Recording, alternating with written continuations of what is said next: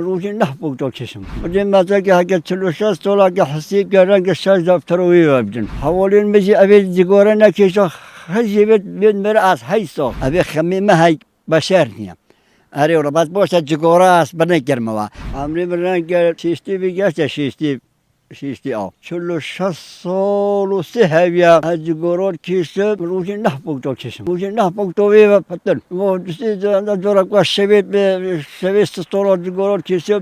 این دراستی شارکت کشم. حسی که دیدی که تگی بیدم. اگه 46 سال که حسیب کردن که 6 دفتر رو بیابدن. 6 دفتر رو بیابیم کوی حسیب گرفت تلفنی بود 6 دفتر و 6 دفتر تا 15000 و 25 برای بود تیستورته. حوالین میشه ابی جگاره نکشه. هزیبت بین مر از 8 سال. 8 سال فکر از جگاراشی نکشم شوری نکم.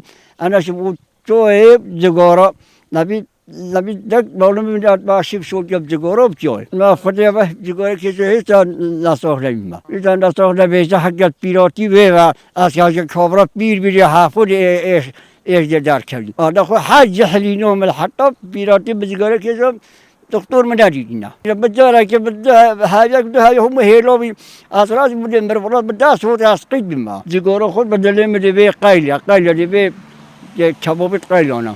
إذا الجيران بيخوش خیلی. جل اگه من باز طرف گلی جل اگه هندی بیش حقا پوری جیگورم داره مثلا لاک آخری رو بکرم. ولی اول 60 سال اول 15 سال. اره اولا 15 سال شروع حجی کردم. رزقم بیشتر اور حجی کو اول.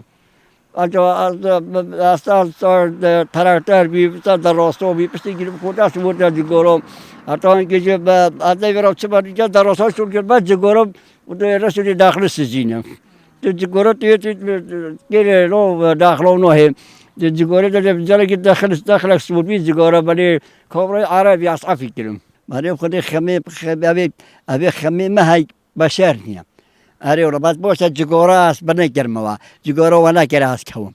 جیگورا و خمیم روان و به فایده گیرم استفاده به جیگورا دید مل فایده گیر جیگورا با شعلادو با خمو با آوام خمیم بچون آورانیون و لگو خمازی رو جیگوری کشید و خمیم دچن